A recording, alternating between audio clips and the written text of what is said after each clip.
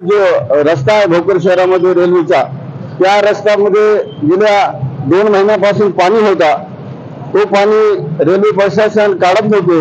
मग रेल्वे संघर्ष समितीतर्फे त्या ठिकाणी आम्ही काल एक बातमी दिली होती, जर हे पाणी काढले नाही तर रेल्वे संघर्ष समितीतर्फे या ठिकाणी मच्छी पकडू आंदोलन करणार होते. आज नंदानंद त्यामुळे रेल्वेचे अधिकारी या ठिकाणी आले आणि त्यांनी आज पाणी या ठिकाणी काढले. या प्रशासनाचे मी या ठिकाणी जाहीर आभार व्यक्त करतो. धन्यवाद. होते जसं